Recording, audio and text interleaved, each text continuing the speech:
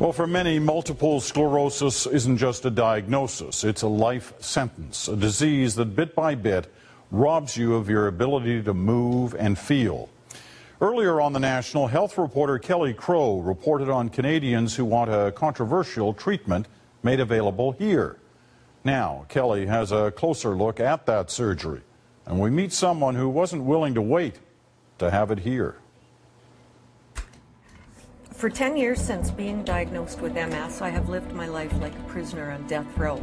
I could see the end of the line and it wasn't good.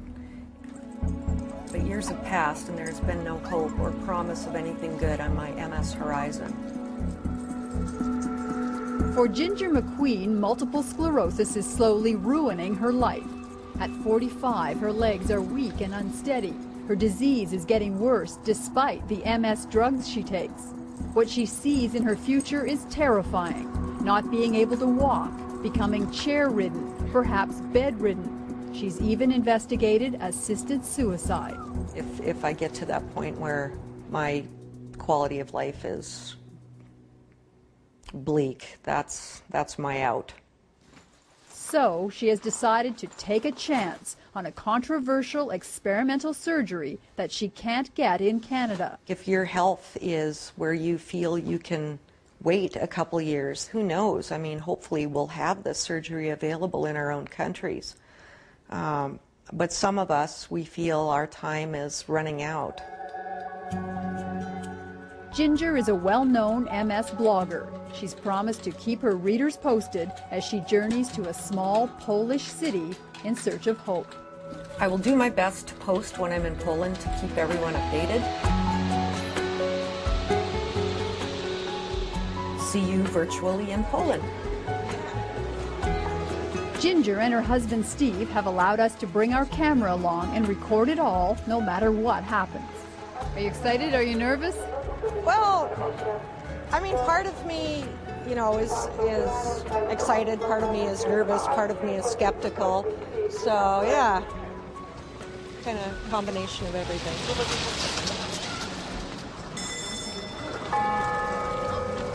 Katowice, Poland is a small city well off the tourist radar. It's an unlikely place to seek medical treatment. But it's one of only a handful of places in the world where doctors are daring to experiment on MS patients, defying accepted practice. So MS patients like Ginger are flocking here to have their neck veins surgically opened, a procedure unheard of until a few months ago. They're calling the condition CCSVI, and a small study has suggested the blocked veins are more common in people with MS, but there is no proof. Still, Polish surgeons have turned that theory into a booming business. 5 operations a day, and they're booked solid until later next year. The whole package cost Ginger $10,000. My husband and I arrived yesterday evening in Katowice and were met by our driver Maciek from Euromedic. So far, everyone we have met here in Katowice has been exceptionally friendly and helpful. So you just had the surgery. How are you feeling?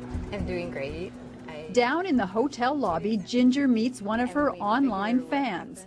DG Phelps from California has just had the surgery. She says she's already noticed a difference. Well, I couldn't normally stand like this. I'd have to have the crutches for the balance. And when I went into the cathedral in Krakow, I was looking up at the vaulted ceilings, and all of a sudden I realized I'm looking up at the vaulted ceilings, because normally I would have to push my head back and I would have to hold my head and support it. I wouldn't be able to do it myself. So see, I can look up.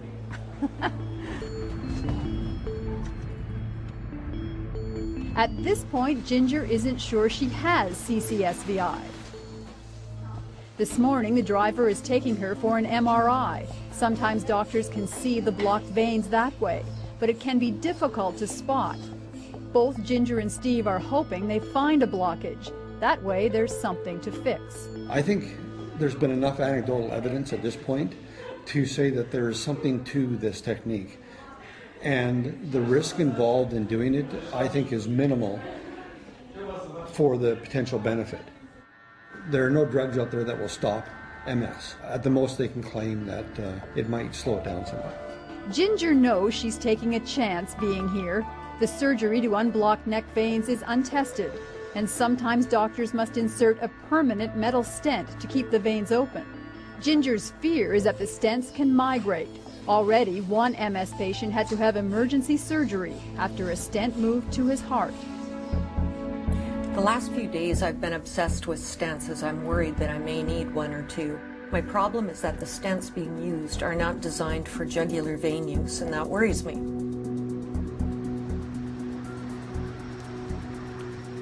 It's the night before the surgery.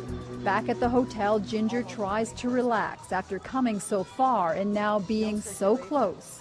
She realizes for the first time in a long time she's allowed herself to hope. Having hope these last few months has almost been like an addictive drug because I haven't allowed myself hope. Tomorrow could possibly be the beginning of a new life. We ready?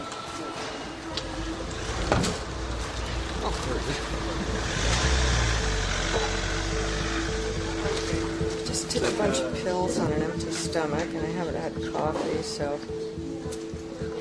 Oh, so please lie down. Yeah?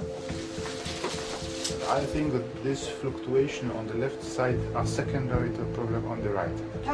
In MS circles, this man is famous. He's Dr. Marian Simca, a pioneer in diagnosing blocked veins using Doppler ultrasound. So the fact that it goes below the line here tells you that it's abnormal. Yes. It shows that there is a problem here. The final word will come on the operating table.